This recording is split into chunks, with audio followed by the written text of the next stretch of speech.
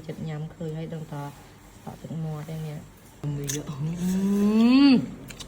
chỉ ra Rọc mì cộp xong áo bình tia. đặt đẹp tình đồ nè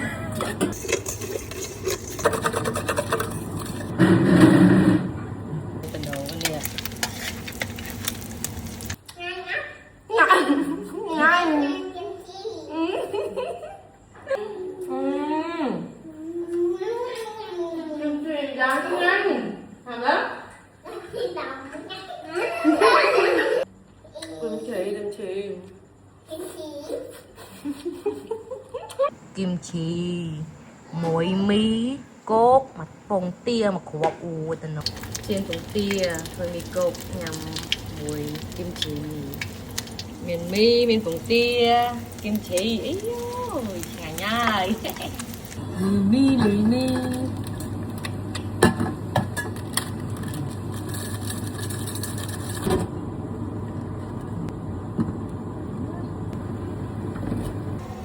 rồi tỉ chọc kêu bột dương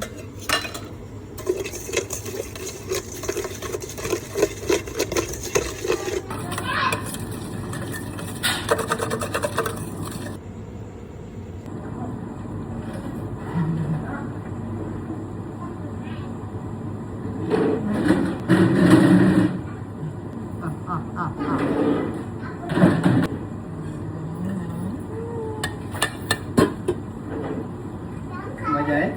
Trọng thấy. Còn là rọc mì cộp xong áo bình tia.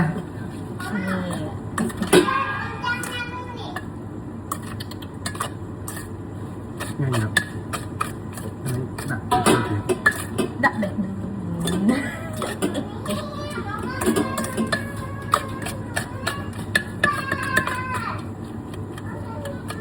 chân đồ cái này ui cục bột chơi dạ là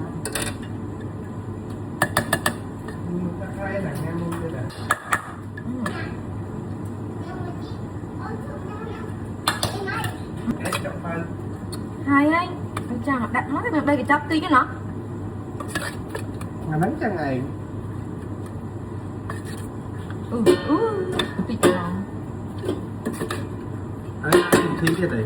cha đặng này chan mà là kim chỉ Sáng đưa xong miết thôi.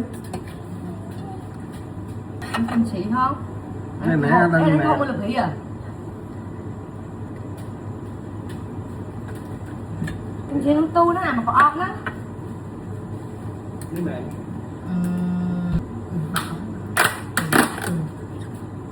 cắt món đi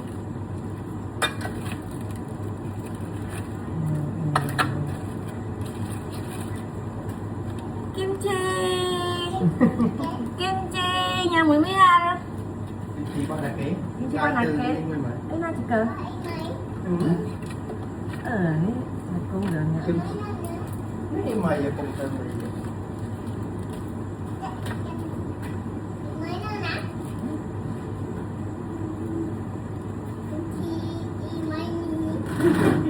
chỉ ra Nhắm ở đây nhắm hả nhắm nồng nó nhắm mà ọc. Nhắm. đi ha mới kim chi đi ra hai nhắm bán hai rồi ngày nè kim chi muối mí cốt mặt phồng tia mà khổ u tình nó nè chẳng nghe sủi chẳng nghe miền kim chi nó té hát sủi chẳng nghe bong bongต้องยำมานะบ้านสมานังแม่มีโก้หมวยเกมชีกระดองครั้งแง่หนักมาแซ่บ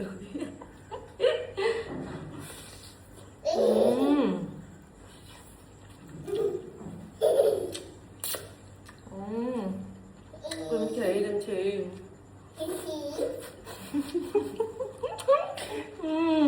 Như này mà tôi lấy chứ Ngọt nào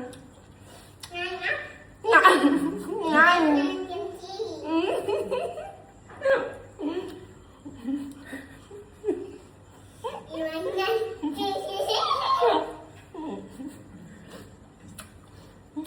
Đẹp cầu ạ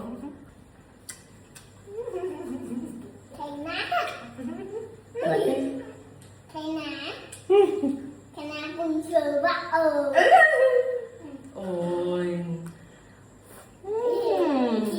mà tiếc nhận thật ở vùng sọt một hai cái sao sao tao cái này lại bên coi nhâm thầm tớ ở đây bên chỗ nhâm thôi chưa đã chỗ nhâm nữa kim chi đáng nhanh hả đó cốc mi hơi phải ăn em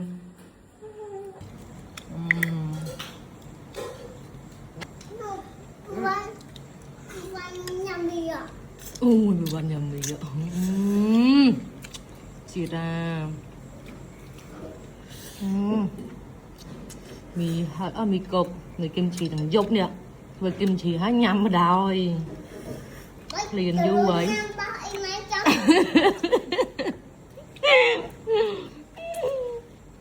vậy mày nấu nè mì cột nè miền kim chi miền sọ miền mặt tay miền phồng tiêu nè chơi chật nhắm khơi hay đồng tò sọ chật mò đây nè chẳng nhắm nhớ trong số đặt kim chỉ tên kim chỉ một ọp đặt tê máu trong nhắm pe ná miếng pe nâng nộn nè nhanh món nè một chọp này cùng tì ấy